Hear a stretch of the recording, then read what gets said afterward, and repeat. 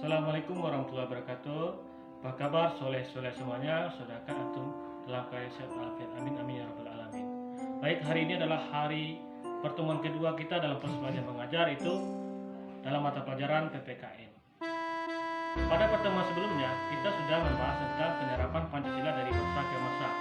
Kita ketahui pada tahun 1945 sampai 1949 itu banyak memiliki tantangan-tantangan terhadap penerapan Pancasila. Yang pertama itu pihak Belanda yang masih ingin menguasai Indonesia, sehingga mereka melakukan agresi militer.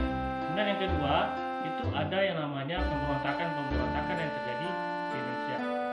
Kita lihat pemberontakannya itu adalah pemberontakan PKI misalnya di tahun 1948, kemudian ada juga pemberontakan DITII pada tahun 1949, dan sampai pada pemberontakan Republik Maluku Selatan itu sekitar tahun 1950. Oke, hari ini adalah hari pertemuan kedua kita membahas kelanjutan dari penerapan Pancasila dari masa ke masa, yaitu pada masa 1950 sampai 1959. Silakan. Masa 1950 sampai 1959. Setelah bubarnya Republik Indonesia Serikat, Indonesia menggunakan UUDS 1950 sebagai konstitusi. Berdasarkan UUDS 1950, bentuk negara Indonesia adalah negara kesatuan.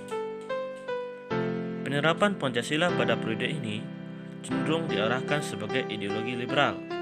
Hal ini ternyata tidak menjamin stabilitas pemerintah. Pada periode ini, persatuan Indonesia juga mendapatkan tantangan berat dengan munculnya sejumlah pemberontakan yang bertujuan melepaskan diri dari negara kesatuan Republik Indonesia. Pemberontakan yang terjadi antara lain sebagai berikut. Yang pertama, pemberontakan DITII di Sulawesi Selatan, Kalimantan Selatan, dan Aceh.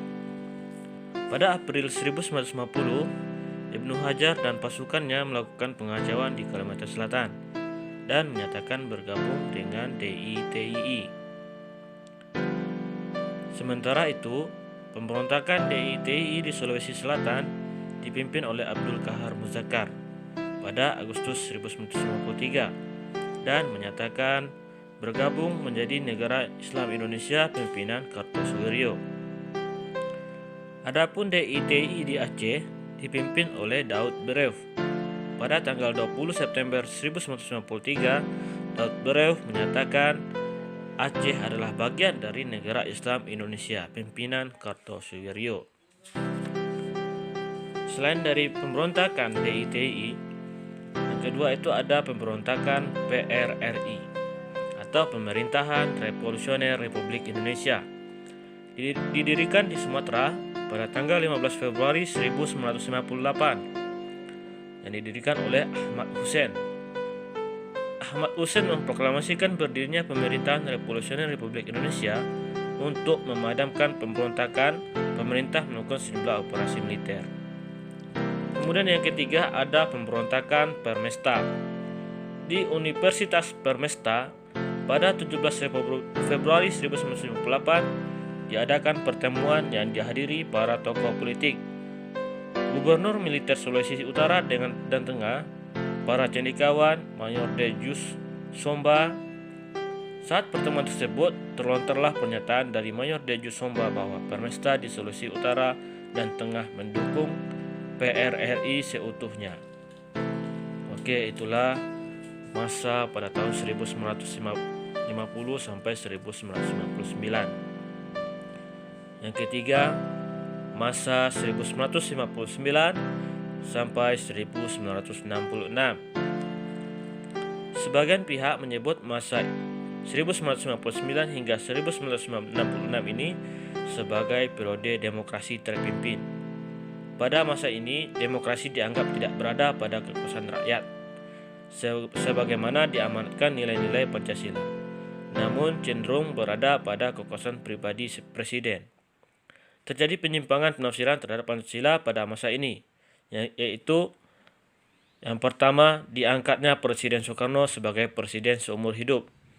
Yang kedua, pembubaran DPR hasil pemilu 1955 oleh Presiden melalui penetapan Presiden nomor 3 tahun 1960.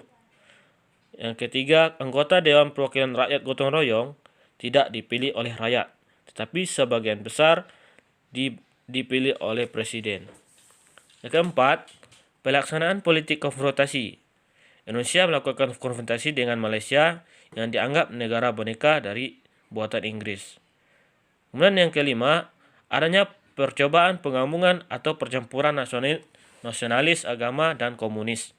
Tapi ternyata tidak cocok untuk negara kesatuan Republik Indonesia. Dan pada masa ini terjadi peristiwa pemberontakan PKI atau G30S PKI pada tanggal 30 September 1965.